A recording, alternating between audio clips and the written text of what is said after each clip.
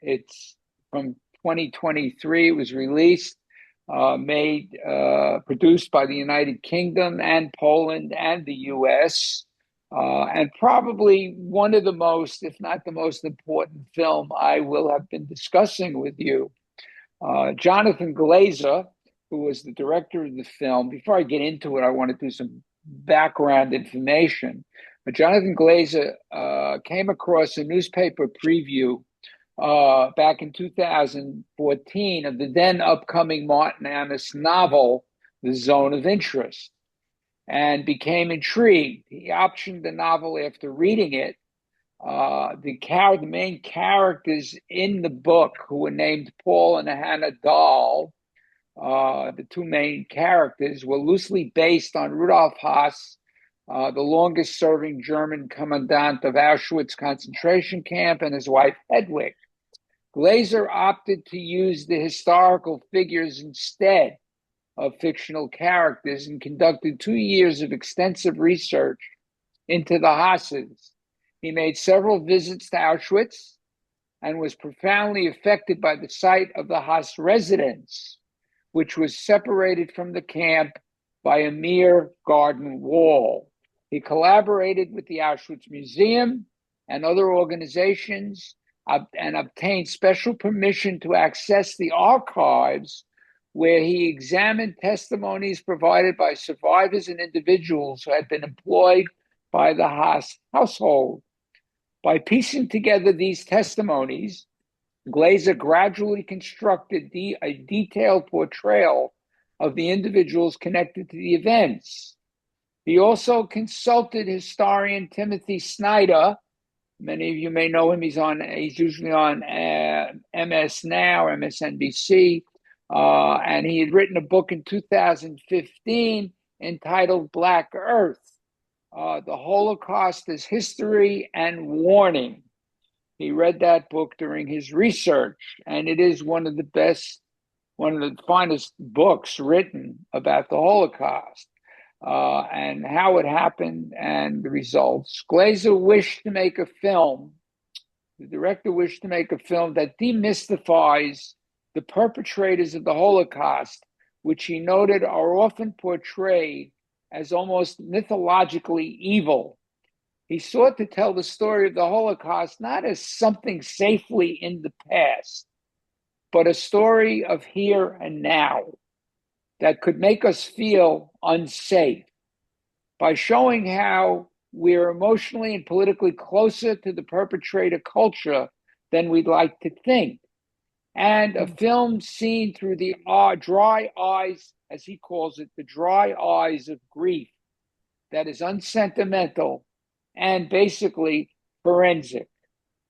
Glazer did not want the atrocities occurring inside the camp to be seen, only heard.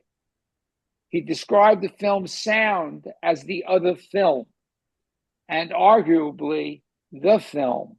To that end, the sound designer, his name was Johnny Byrne, compiled a 600-page document containing relevant events at Auschwitz, testimonies from witnesses, and a large map of the camp, so that the distance and echoes of the sounds could be properly determined.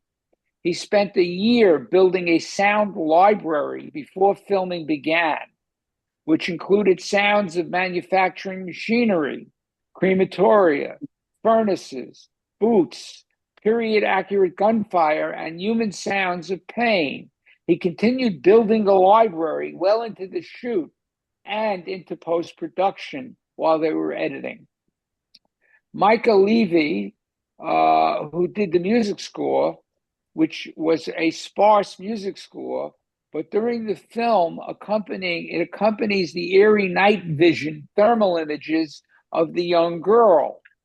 It jolts us out of the oblivious banality, the oblivious banality of the Hoss household, and the compositions that bookend the picture sound like a chorus of tormented souls. Prior to seeing a visual image at the beginning of the film, there is a 4-minute soundscape, as you heard it, sounding machine-like, We hear a cacophony of voices building until it transforms into the bird sounds. And finally, we are then watching the picnic of the family. I have wondered, before I start talking, I wondered when I watched this film the first time as a thought experiment with groups of senior high school students and maybe college students who have not seen the film yet, if questioned, would they have any idea of what the film is about from the first scene? If they watch the first scene and what they think they were seeing up until they return home and the next day. I would also stop the film at various moments, such as Hedwig with the mink coat and the lipstick. What is happening when Hoss takes his son horseback riding? Ignoring the sounds of distant shots as guards hunt and shoot at prisoners. Or how Hoss locks all the doors and windows at night, closing them in. Or when he has a young woman come to his office and proceeds to the basement to clean himself. Or what is finally happening to him when he is retching on the stairwell prior to looking off in the distance when we open a door into the future. We observe the prisoner tending the garden and later delivering Rudolph's boots, which have been shined to a polish. We see Rudolph sitting with engineers going over the technical plans for new crematoriums, discussing the efficiency of the burning process as if it were simple plumbing. We watch as Rudolph and his son go out to the river, only for Rudolph to notice ash falling from the sky and settling on the water, where he discovers a piece of what looks like human bone, leading them to rush home and immediately shower to scrub the remains from their skin. We also see Hedwig's mother arrive for a visit, initially admiring the prosperity that they're celebrating, but she eventually leaves suddenly in the night, unable to cope with the constant glow of the furnaces and the pervasive smell of burning soot. And ultimately, the behavior of the Polish women cleaning Auschwitz. We notice that none of them in present day stop to look at what is before them. Are they thinking at all? And what of his son studying the gold teeth? Or when he locks his little brother into the hothouse and makes the hissing sound like gas? We see Rudolph as a pedantic, and we say, how do we look at Rudolph himself? We see him as a pedantic mid-level bureaucrat with a thin, needling voice and a despot's haircut, whose unique, unquestioning efficiency and commitment to the cause of National Socialism has facilitated his rapid ascent within the SS. We never quite know what he's thinking, if he is thinking at all, or just doing what he's told. Hedwig is the most compelling presence in the film, a ruthlessly narcissistic individual entirely untroubled by conscience and so lacking in empathy or self-awareness that she poses before her bedroom mirror in that fur coat and the lipstick that she finds taken from a Jew, how she goes through it, feels through it, if anything was hidden in the seams. And it was taken, knowing it was taken from a Jewish prisoner. Where this coat and lipstick come from is never said outright, though, because it doesn't need to be. The Jewish woman it once belonged to has or will be murdered, only meters from where Hedwig admires her own reflection. The message of this scene, that Hedwig has become wholly desensitized to the horrors that surround her, is restated in different ways throughout the film. Glazer steeps his view in this, the viewer, he steeps us in this message, forcing us to interrogate our own reaction to the film. Do we, like Hedwig, become attuned to the film's soundtrack of atrocity inside the cinema? More significantly, have we, in our own metaphorical spaces, become numb to the sound of atrocity outside the cinema? Later, she boasts laughingly, Hedwig boasts laughingly to her mother, Rudy calls me the queen of Auschwitz. When she receives the news that he is to be transferred to oversee a death factory elsewhere, she becomes frantic and she's angry at the thought of leaving, shouting, "You can't do this to me. We're living as we dreamed we would." Hedwig is constantly busy, whether ordering her minions about or fretting about her husband's status in the ever-shifting in those ever-shifting loyalties of the Reich's inner circle. When writing the part, Glazer says he was constantly thinking of the philosopher Hannah Arendt's description of the Nazis as essentially non-thinking. There was the sense that nothing should stop and no one should stop. He says everyone had to be occupied with activity all the time, because if you stop, you begin to think. And if you think, you reflect. With Hedwig, there is no reflection, no consideration at all for anything or anyone except herself. She is constantly, relentlessly busy in order not to think. The more fragments of information we uncovered about Rudolf and Hedwig Hoss in the Auschwitz archives, he said, the more I realized that they were working class people who were upwardly mobile. They aspired to become a bourgeoisie family in the way that many of us today. That was what was so grotesque and striking about them, how familiar they could be to us.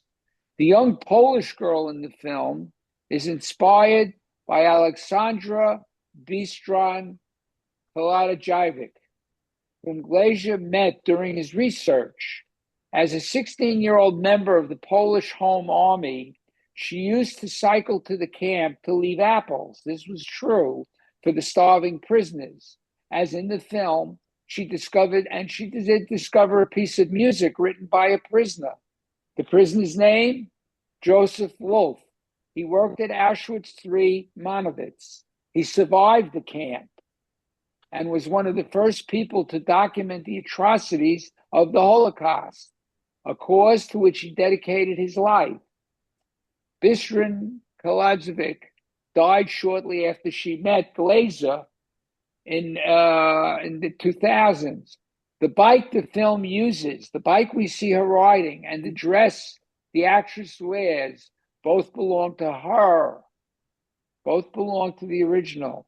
Glazer dedicated the film to her, accepting the award for Best International Film at the 96th Academy Awards.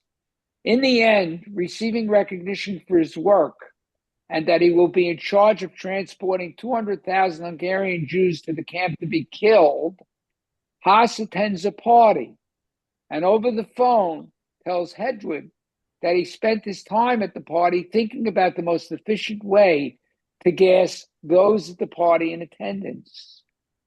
Finally, when leaving his office in Berlin, and when he begins to retch on the stairway, director Jonathan Glazer has acknowledged being inspired by the ending of a documentary entitled The Act of Killing, where a war criminal also retches when facing the enormity of his deeds.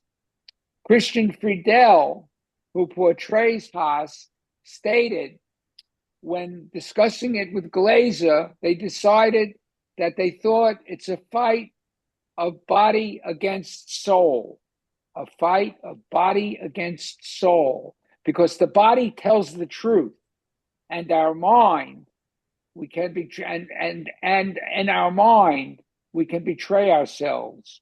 We are masters of self-deception. However, it should be noted, the movie makes absolutely no attempt to make the character actually be remorseful or repentant. The idea is that the body may feel this way, but it's rejecting the mind. In turn, Hoss, by retching but not vomiting, is rejecting his body and insisting his mind is correct. He is in no way swayed against the horrors he must carry out, nor is there a suggestion he sees them as horrors. This is important to ensure there is no shred of salvation for this man. And as he looks through the door, or he looks at us, and the scene descends into darkness, juxtaposed with images of modern-day Auschwitz, leads us to interpret Hoss's retching and descent into hell as a vision of the future, seeing his legacy as one of condemnation and the monument to the evil he helped perpetrate. The film release coincided with the ongoing war. If you know when the film was released, it was released with the ongoing war between Israel and Hamas. In his Oscar acceptance speech at the Academy Awards, Glazer said, "The zone of interest shows where dehumanization leads at its worst," saying, "Right now we stand here as men who refute their Jewishness and the Holocaust being hijacked by an occupation which has led to conflict for so many innocent people." He expressed criticism as a Jewish person by referring to the dehumanization of both the victim of October 7th in Israel, the victims, and the ongoing attack on the innocent in Gaza. Glazer's speech led to a significant reaction in the news media, especially after a widely circulated quotation truncated his remarks, suggesting that Glazer had simply refuted his Jewish identity rather than refuting said identity being hijacked by an occupation. Producer James Wilson, the producer of the film, said at the British Academy Film Awards, "I had a friend that texted me the other day. He said he couldn't stop thinking about the walls we build in our daily lives that we don't choose. There's obviously things going on in the world, in Gaza, that remind us starkly of the sort of selective empathy, that there seems to be groups of innocent people being killed that we care about less than other innocent people." On March 18th, an open letter denouncing the speech as blood libel was signed by more than 1,000 Jewish creatives, executives, and Hollywood professionals. On April 5th, a second open letter defending Glazer was signed by over 150 Jewish creatives in the film industry. Eventually, over 450 Jewish creatives signed the letter, including Joel Cohen, the producer-director, Todd Haynes, the producer-director, Joaquin Phoenix, Elliot Gould, and Wallace Shawn. The film's composer, Michael Levy, was also a signatory. The playwrights Tony Kushner and Zoe Kazan were among the speech's earliest supporters. That month, Glazer donated 7 signed Zone of Interest posters to a fundraiser. What happened after, you should know what happened to this family following the war. If any of you haven't already done research, what was told to Glazer by people and in the writings that he read, an inmate who worked as a gardener recalled that Klaus, the eldest son, used to play with a pistol with a carbine and shot straight into the garden a few times.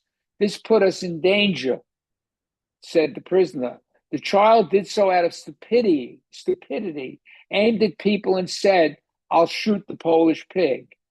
According to Janina Suzarik, a Polish woman who worked as a seamstress for the family, the Hoss children used to run in the garden and watch the prisoners work.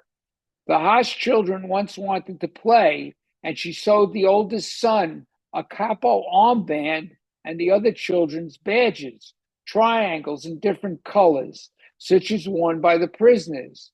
As they were running around in the garden, Hoss came home, saw what his children were wearing, and tore off the badges and ordered the children in the house, ordered the children to go into the house. Suzurik was not punished, but given a warning.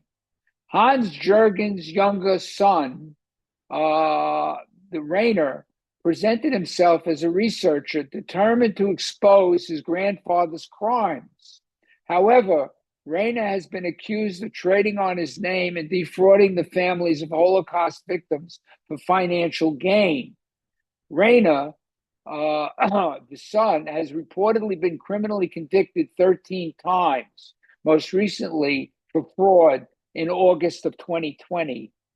Hans Jürgen, the eldest son, uh, an evangelical, became an evangelical pastor, has publicly addressed the legacy of the Holocaust and spoken about the importance of opposing hatred and anti-Semitism. In relation to his younger brother's actions, he stated, "I just want him, Reyna, to stop defrauding people using the names and ashes of millions of Holocaust victims." Ingi Bridget, also simply known as Bridget, another daughter of the commandant, never read her father's memoir, which she wrote after the war, saying it did not interest her and that the Nazis always get a bad press and no one else does.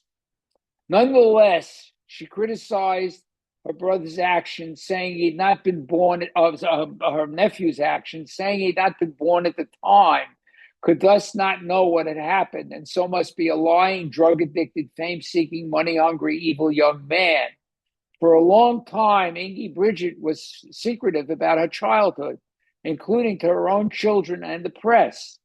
Journalist and writer Thomas Harding, a great nephew of the man who tracked down and arrested Hoss, the commandant, had to talk to Inga Bridget for 3 years before she agreed to an interview in 2013, the first interview ever given by one of Hoss's children, where Inga Bridget described him as the nicest father in the world.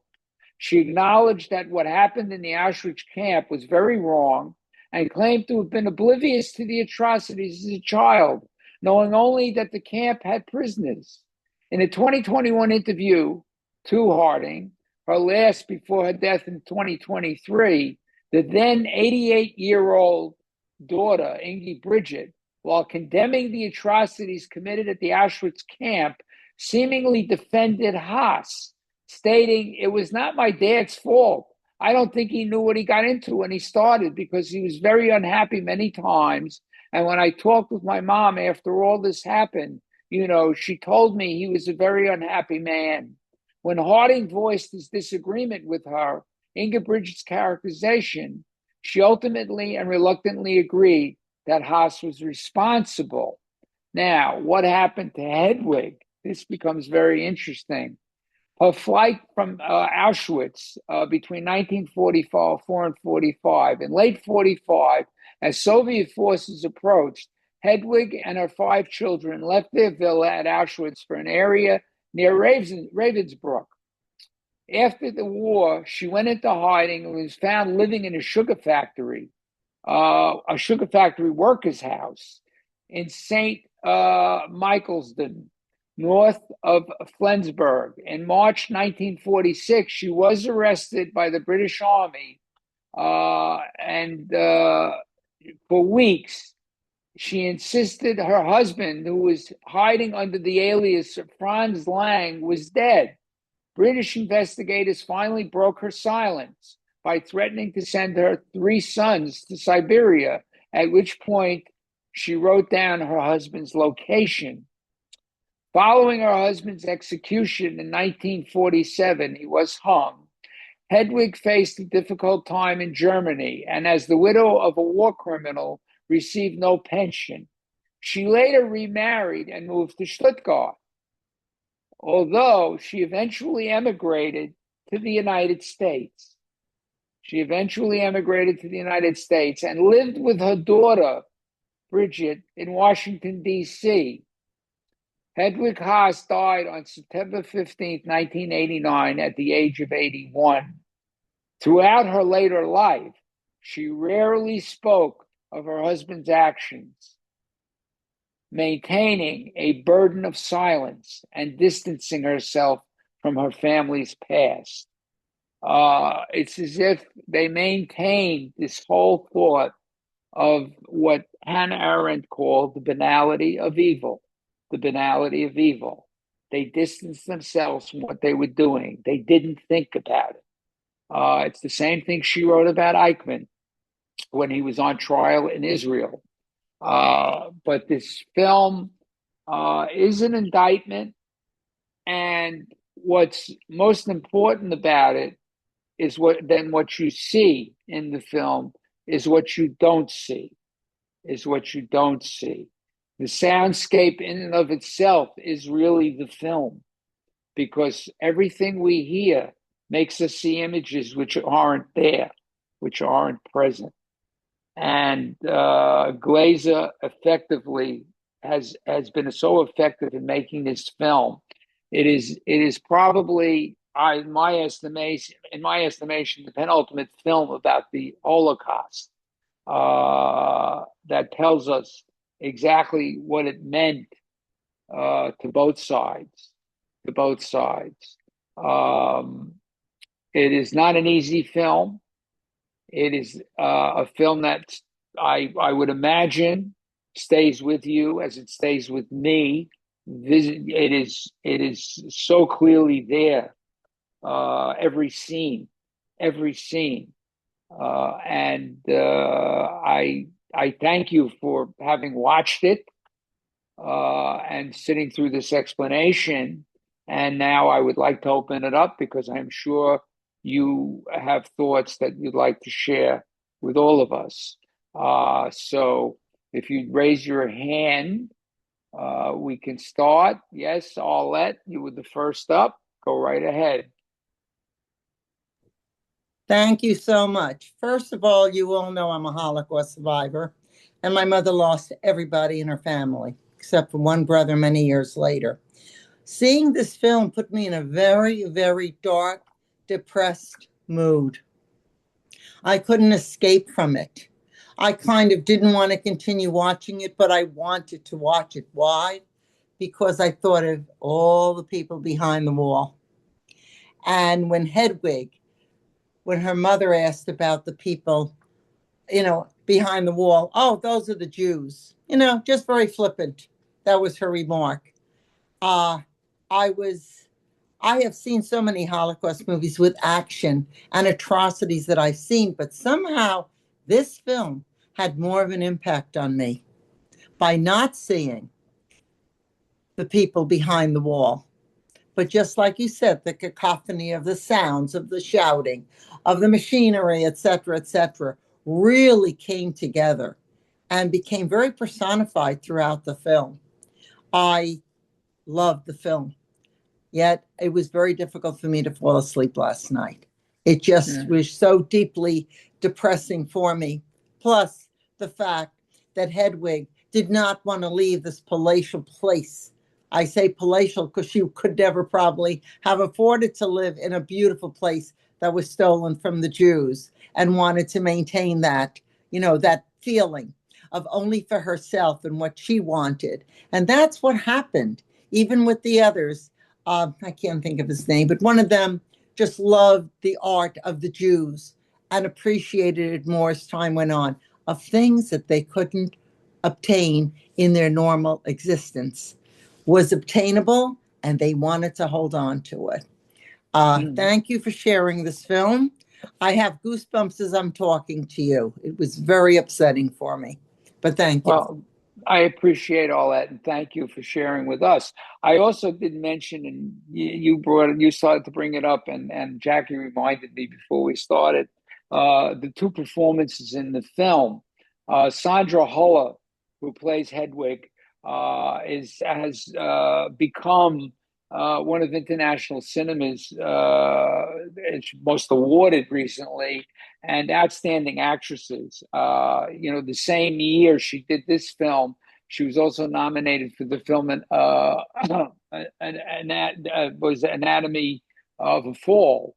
And she starred in both films the same year. She was also in the film we did a while back called I'm Your Man. And she played a supporting role in that, which was also outstanding. And she's presently in that film, the Hail Mary film. And she, again, was critically acclaimed for her role. She's been in many other films, which I've had the pleasure of dealing with outside of this group. And she just, every time she performs, she's somebody else. She's just an outstanding actress. And here she just embodied Hedwig. She just Mhm. embodied the role. How she felt about it. I mean, she was asked about these things, and she said it's very difficult. It's very difficult when you're playing this kind of role to separate. At the end of the day, you have to separate yourself from that person, and no, you're not that person. Christopher Friedel, Christian Friedel, excuse me, who portrayed Haas, is also an outstanding actor. Does characterizations that are amazing. He's been in films. He was in a film several years ago where he played a man. It was a true story. The man who actually tried to assassinate Hitler before the assassination attempt by his own generals. When he was giving a speech in 1939 or 1938 before the war. There was an attempt on his life when he went to make a speech commemorating the anniversary of his putsch in 1923, and it was a failed attempt. And he became to prominence with that role. But he's also international. Plays in English speaking films as well as German films. Also delivers an outstanding performance. And as I mentioned, he was very thoughtful in how he approached the role and how he saw the role, as when he was walking on the stairs and had to deal with that scene. Was he getting sick because he realized what he was doing and how he handled it, and saying no, it was this revolt within his own body, which he worked out with the director. So, I, but I thank just you, wanted all. I Yeah. just wanted to add one thing. He was really a loving, doting father. You Yeah. could see that in the scenes. And yet over the wall, there were Yeah. children thrown in the crematorium and whatever. And it's just Yes. like having a rapist or a serial killer, but he has his own family that he loves. Yeah. It's that Well, yeah. fine He line. It's that he fine he, line. he was able to compartmentalize himself as far Right. as that was concerned. Yes. Yes. Thank you, Susan Pauls. Hi. This is the second time I've seen the film, and I remembered it pretty well. And I remembered how devastating what it was, and then I was devastated by it again. Of course, I paid more attention to how they did what they did. Um, it was the banality of evil and showing all the banal things, the closing the doors, the turning off the lights, the washing the clothes, the washing the boots, the tending the garden, just normal, everyday, routine life. Um, and one of the scenes that I had forgotten got me really strongly this time was the people cleaning the crematoriums. Mm. I had forgotten that. This also is the normality of mass murder. You got to clean up the mess. And those darn Jews made such a mess. It was just incredible, incredible. Thank you for making me Yeah. watch it again. Well, you bring up when you talk about that last scene at present day Auschwitz. What's interesting is, and what I brought up is, they too, but it's ironic that they too can't stop. We see them, and it's as if they're not looking at what they're doing; they're just doing it. They're Mm-hmm. just doing it. They're not thinking about it, because if they did have to stop and think about it, they would get sick. They would hopefully understand and say, "What am I doing? I can't take this." But they don't, and they don't stop. It's not because they're evil. It's because they just don't. They have a hard time dealing with it from They're day all, to day. they're also Yeah, trying to support themselves when their exactly. city is taken over, like Krakow is taken over by the Nazis. Mm-hmm. Yeah, What are you going to yeah, do? And they were yeah. taking other people from the village besides Jews Yes, yes. And and putting and them in and prison. But in present day, it's really hard to watch this kind of thing. Yeah, Um, I've been there and I've seen it, but yeah, didn't think about people cleaning it. yeah, it's interesting. Jackie, I have something else to say, but along those lines, when you look at the cleaning women, both times that we saw it, we got the same feeling as that, just like Susan said, that it is a job and they're trying to support themselves and yeah, their families. And you don't really know how they reacted when they were first in there. They become immune to it because they see it every single day. And I think that that says a lot in the Mhm. movie also, is because when you're constantly exposed to it, the school shootings around everywhere, it's like people begin to just stop really thinking about it because it happens every day. And I think that's a lot of it. Just like you said, it doesn't make them a bad person. But one of the things that caught us were the constant contradictions. You would be right to the point of being totally horrified, and then that silly friggin' dog would do something like steal food off the table. How could you not giggle when that dog did that? Because we've all had a dog or a cat that did something like that. Or the kids, like I said earlier, the kids standing in the hallway dripping water. You knew they were going to get in trouble because as kids, we all got in trouble over that kind of stuff. So I thought those kinds of things, when what was going on the other side, when you saw that, it was really difficult to try to wrap your emotions around it. And the only way I think you can wrap your emotions around it is by looking at it by today's, knowing the history, looking at it from today's standards. But I thought it was interesting. The one thing that I didn't get until this time again, and I finally said something to him, I don't get the lipstick. What's the big deal with the lipstick? She put it on, she looked at herself, and then she took it off. I didn't realize, and then I looked it up too, is that even though she was okay having the mink coat and wrapping herself in all of that stuff, she wouldn't go far enough to betray Hitler because of how he felt about the color of the lipstick. And I thought that even in her own bedroom, I thought that was saying a lot. I think that was one thing with this movie, is that with every single thing, whether it's the innocence of kids or maybe not the innocence of kids or the adults or whatever, it says something with every single part of it. yeah. Every frame has meaning. I mean, every Exactly. this film has been distilled down to its essence of every frame having a meaning. But it's, to just, reiterate about, yes, those people need a job, but it's like anything. If you do reflect on it as something today, if you're in a job, especially where it becomes mechanical, and what you're doing may have an impact, is if you approach tobacco workers in a factory making cigarettes, and you said to them, what you're doing is you're putting together things that cause cancer. If they had to think about that and then absorb it, they might get Mhm. upset. Right. Now, Uh, Shelly, can I ask a question before we go any further? It was my impression, or ours, maybe we totally misunderstood, that the women at the end were actually cleaning the museum. I mean, all of the yeah, shoes were behind the glass, so yeah. it's not like they had anything to do with what went on.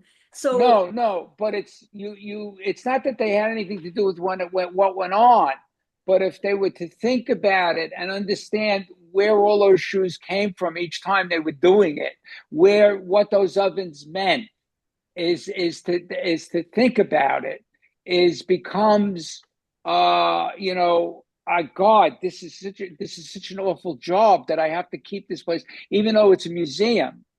It's the job you're doing. It's the job they're in. Yes, they have to have a job and they want to have a job. But as we watch them, and this was intentional on the director's part, you see that none of them are really looking at what they're doing. They're just doing it. It's a mechanical job.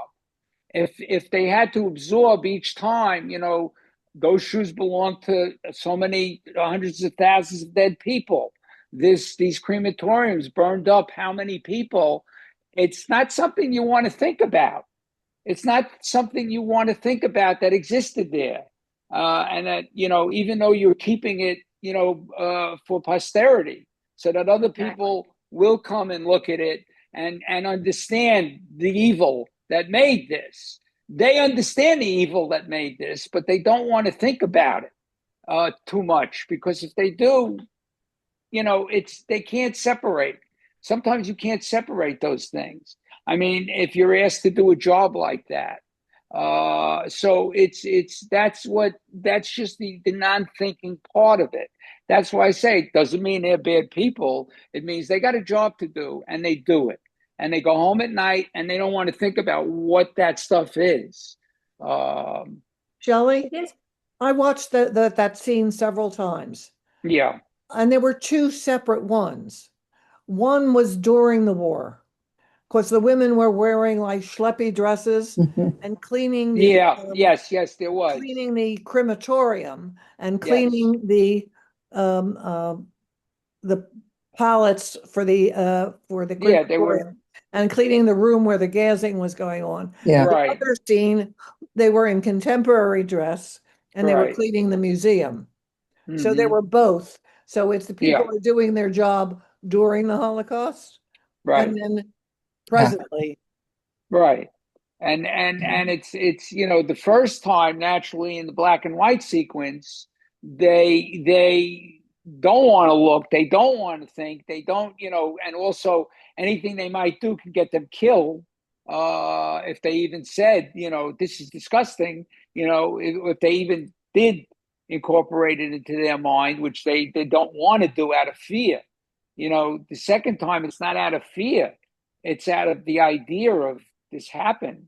And if they have to stop and keep thinking about that, it's not easy. It wouldn't be easy. It wouldn't be easy. It's like any job that you do has an impact on society that's negative. You don't want to think about it. You compartmentalize it. Jackie, did you want to have something?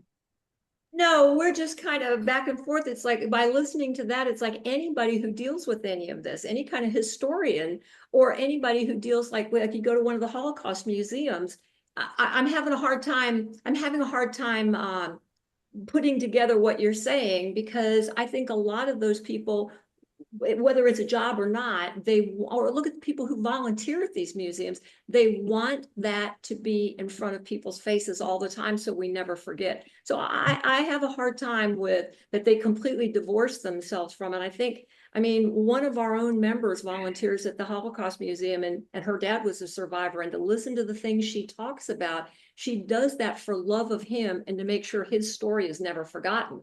And I don't think she's divorced from it at all. So I think it's just a little bit of a difference in how we see the women at the end. That's all. Well, it's also a difference. I have to tell you, in someone who's connected to the Holocaust and how they look at the Holocaust, how they feel about it, and their connection to it. There's going to be a dissonance. There's going to be something that's going to affect people differently. People who go there, they go there to see, they go there to understand. I mean, to me, it's you go to a museum to understand, to experience and understand, regardless of the museum, whether it's an art museum or, to see something and engage with it. And when you engage with something like that, you're not going to walk out of there smiling and saying, what a wonderful experience. You're going to walk out and say, how do understand the massiveness of it, when this is only a piece of it. But what we're talking about here is these people, what he's showing us is they're not, I'm not saying that they distance themselves from it because they want to. They just know that they have a job to do and they want to do the job well. And I'm not criticizing what they're doing because they are maintaining this place. But if you stop to ask them and say, do you ever think about what you're doing? Chances are they'll say, if I did, I get very sad. I get Mm-hmm. very sad. And they don't want to live their lives in that sadness. They want to live their lives saying, okay, I'm creating this, I'm keeping it clean so that when people come, they'll understand what happened. And I don't know if they even intellectualize it that far because they're doing a job. It's very difficult. It's very difficult. But there is an understanding that there are people who do this and they don't want to think about what they're doing because it gets to be dangerous for them. Okay, let's Just see. Nancy, you got to unmute Nancy. The word I did not hear you say was unbearable. Mm. Yeah. For all of these things, it works. I did not watch it again. I just couldn't. But I remember enough that, everything you said sounds fresh to me. It was an incredibly fabulous film. And I was sitting at dinner and I told a friend of mine, she said, "Oh my God, it's so great." But I do think the word unbearable, and that word carries history with it. That do you think I'm right? Yeah. So anyway, that's all. I just wanted to throw that No, in. that's wonderful listening to you. It's great. Thank you. Thank you. Thank you. Thank you very much. Appreciate it. Yep. That's all. Sure. Barbara Tate. I can't remember seeing a film where I was so conscious of the director. The throwaway lines where the Hedwig's mother mentions someone she knew when she used to clean the house of this woman. Yes. These are people who were the lower socioeconomic stratum. And at some point in the film, somebody blows their nose and it's black soot that comes out. And then just the image of the train at one point behind the trees, but just everything. I kept thinking, oh my God, how the detail, the thought that went into this. And I realized pretty early on that they weren't going to show us anything, and that was going to make it more meaningful.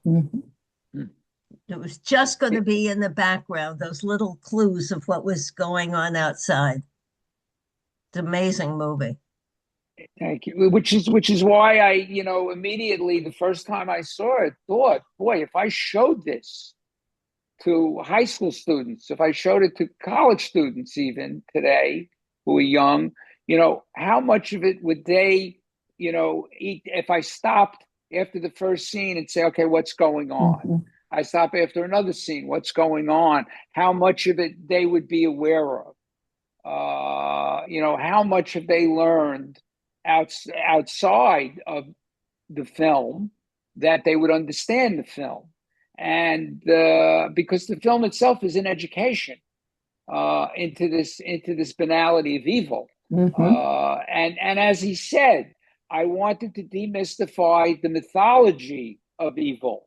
These are not monsters that popped out of the ground. They're human beings. And this is how they operated, sort of unconsciously. There's a correlation between the Hosses and even, the prisoners who were coming to do the gardening, clean the pool, all of them, they're doing their job out of fear. They're not thinking, they're afraid to think, because if they stop to think, maybe they'll want to pick up a rake and stab somebody with it, even if it'll kill them, but they don't think anymore. I mean, that was the Nazi machine to ground down the Jews, the Gypsies, any of the prisoners to the point where they no longer had an identity and they didn't think, which is why they put the numbers on their arm. You're just a number. You don't have a name. They're no longer being treated as human. And they wander the grounds like zombies. And if they stop and they're afraid, they better just continue. Otherwise, they could be eradicated any moment. And they know what's going on. And these prisoners know what's going on the other side of the wall. And maybe they're thankful that they're on that side, but they don't know how long they'll be on that side. There are so many ideas circling each frame of the film. I mean, when the kids acting out is astounding when you look at it. and say this is just continues. It filters down to everyone. Sandra, you had your hand up?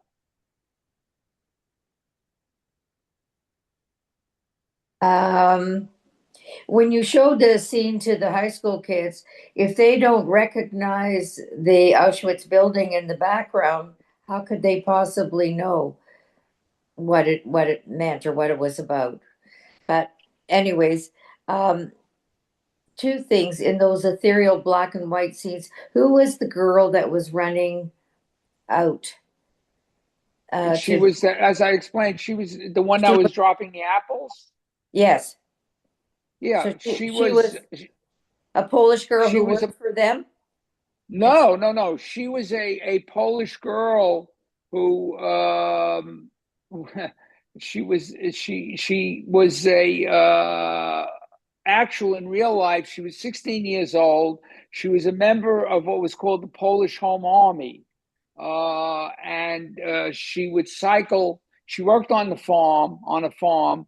She would cycle to the camp at night to leave apples for the starving prisoners. But And she was nothing to do with the Hoss's residence. She was no. okay. I thought she was okay. No. In fact, when you see her doing it, if you remember, just as we see her doing it, he's reading Little Red Riding Hood to the children. Yeah. And there's that irony there. He's reading them the story of Little Red Riding Hood, and then we see her doing this.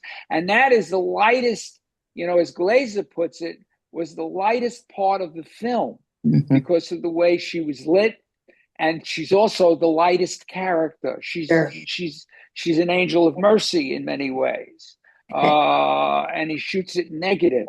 It's very interesting how he shot that.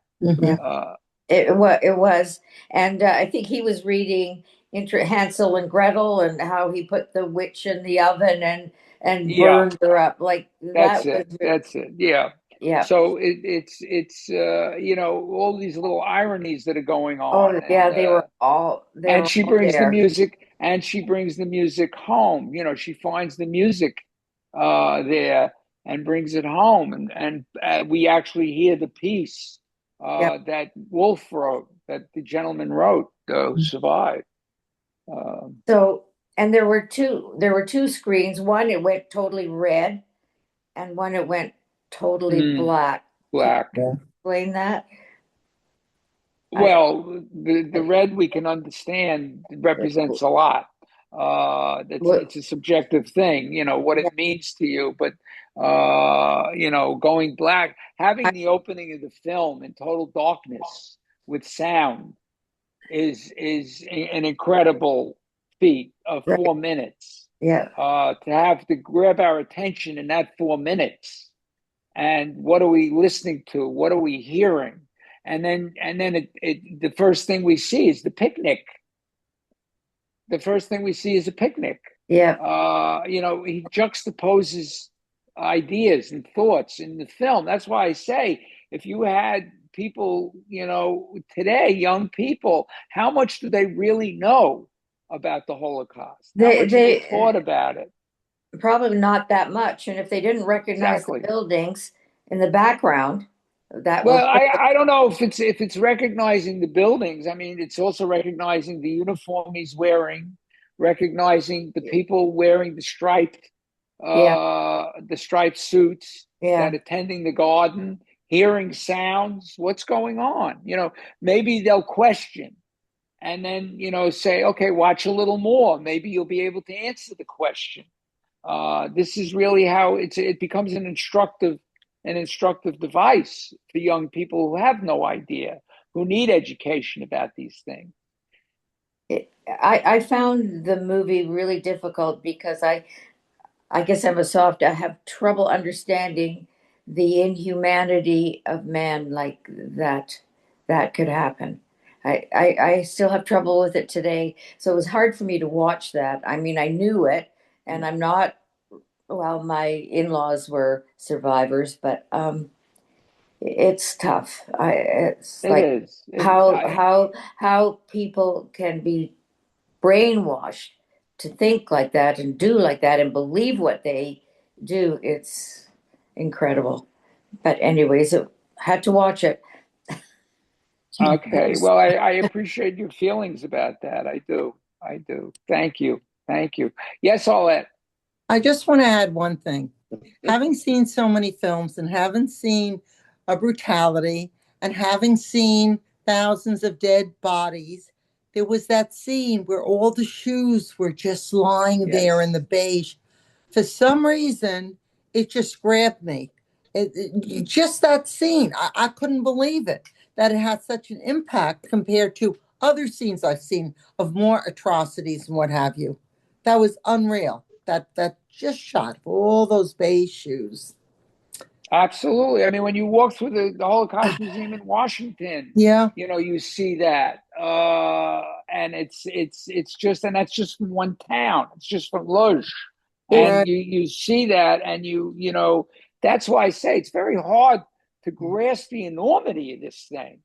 If you, I'm sorry. yes, because if you've been to Budapest, there's bronze shoes along the river bank of victims that were.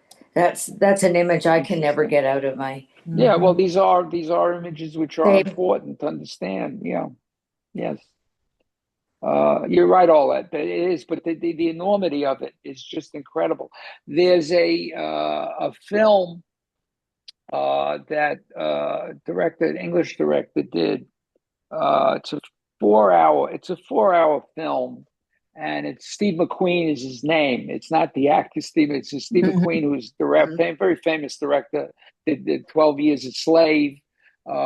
He lives. He's English, British. He lives in England, and his wife is Jewish and from Amsterdam, and also had family. But he did a 4 hour film where he just shoots the city. Okay, it's a documentary basically. He just shoots the city of Amsterdam, present day, certain places he goes to, and then he juxtaposes it with shots from the war, during the war in Amsterdam, and shows you what these houses really, what these people were really doing back then. Really dealing with the fact that the Jews were taken away, that they're living in houses that they're occupying, and it's not fictionalized. It's really document. They have footage from then, and he just juxtaposes it with pictures of today to show this beautiful city, but yet here was this city under siege. Right. To understand the history that goes into this. It is a remarkable film. Do you know Not a bit. the name of the documentary? Yeah, I'll get it for you, but it's not available. Oh, It's very okay. hard to get Okay. because it is a 4 hour film. I don't know if they put it on video, but I will tell you the name of it. Hold on one second. Let me get my pen. Yes.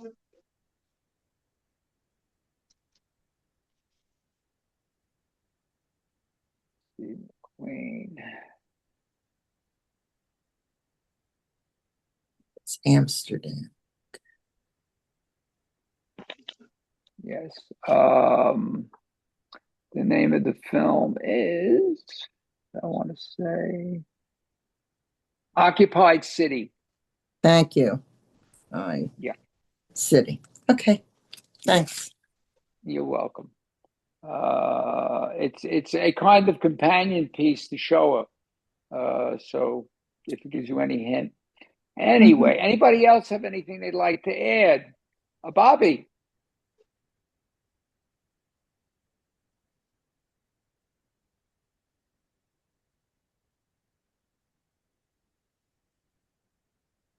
You'll get there.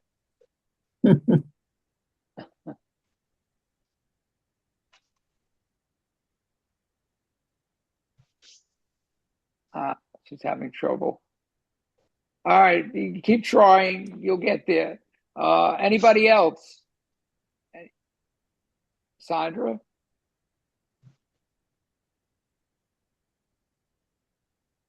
This is on a lighter vein. My husband and I were part of a tour of Eastern Europe, and included in the trip was a trip to Auschwitz. And of course, when you get there, there are hundreds and hundreds of people milling around.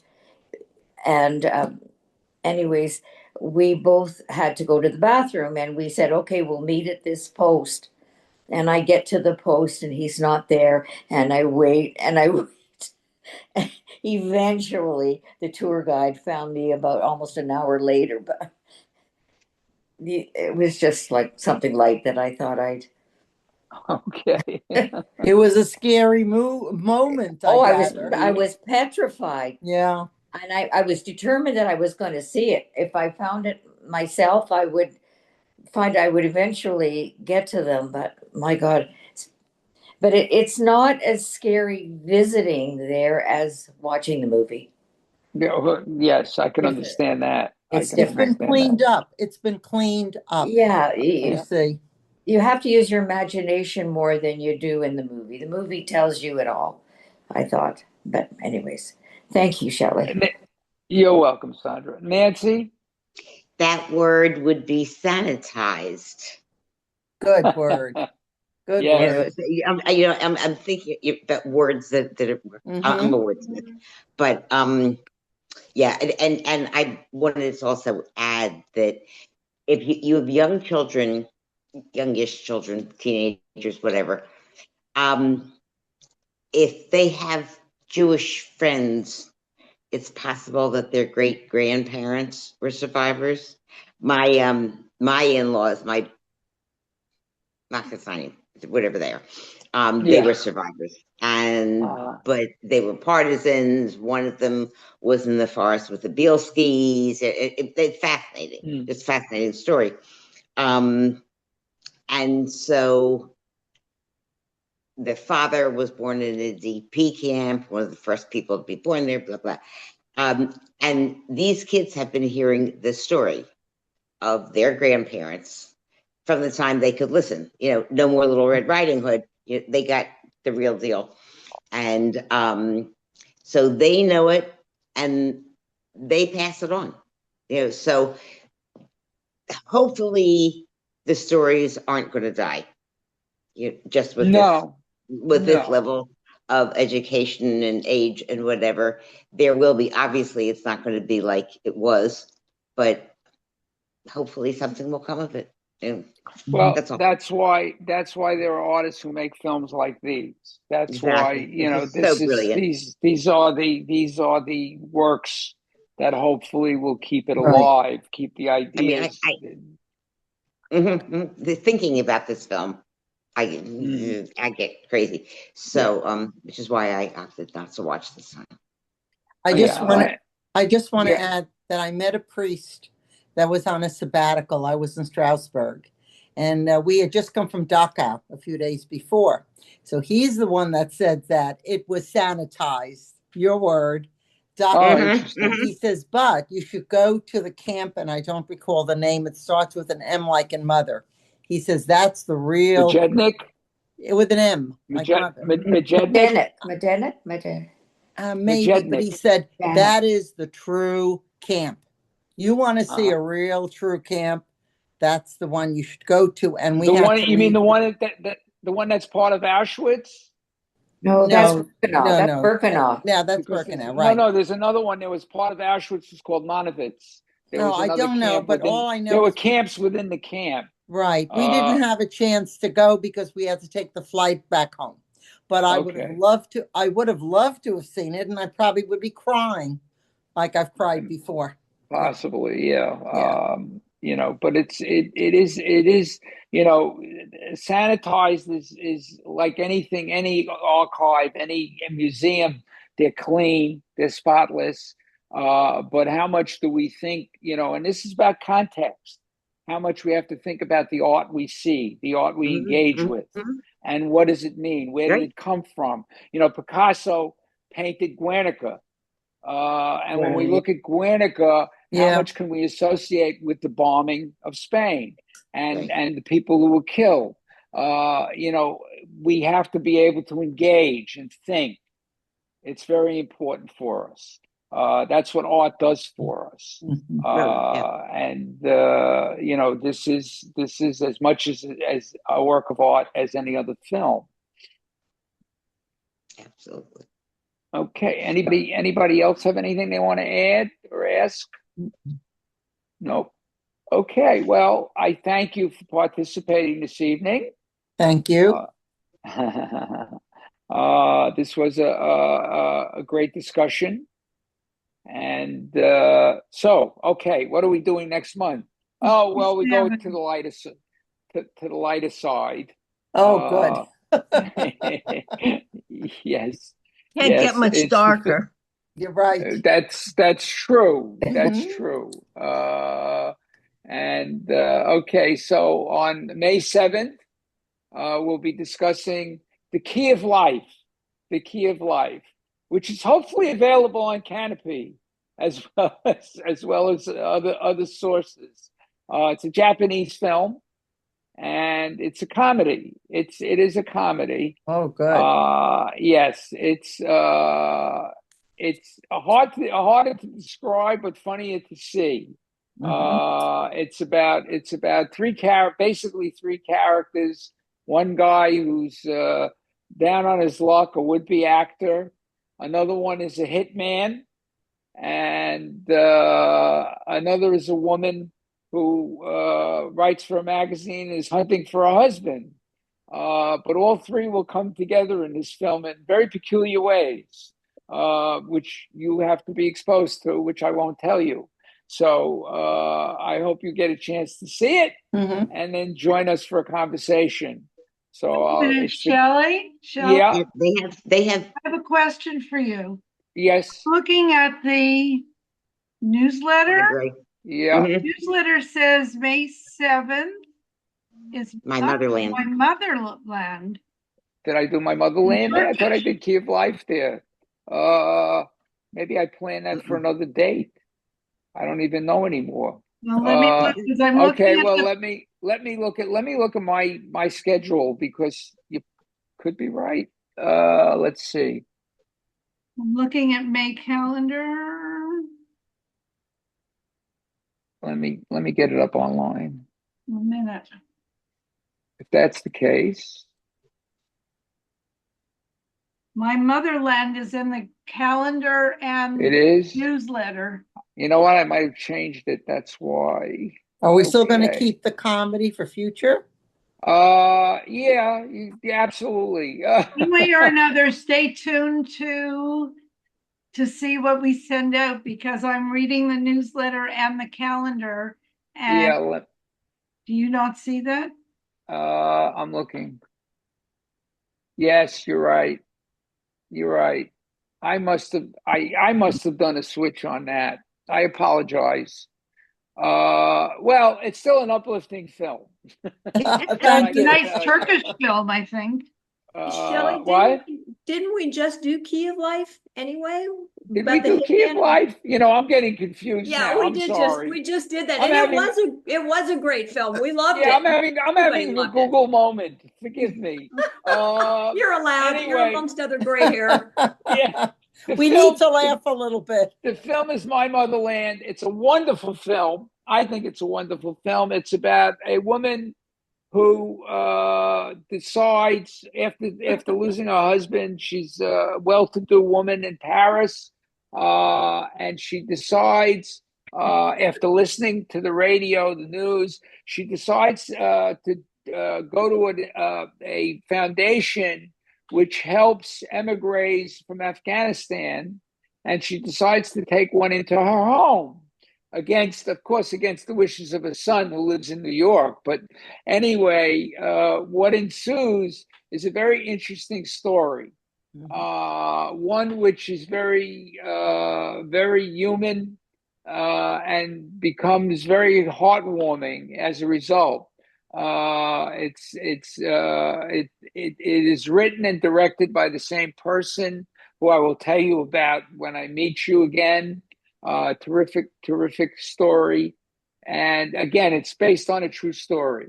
So I hope you'll join me for that. I think it's a wonderful film. It is available on Kanopy and other places, and hopefully Kanopy won't pull it. There's no reason for them to do that. And it stars a wonderful actress. I don't know if any of you know who she is. I know you will, Susan Pauls. Fanny Ardant. Fanny Ardant, one of the great actresses of French cinema. She's been around for about 50 years, and she still looks as lovely as she did when I first saw her. And she does a fabulous job with this film.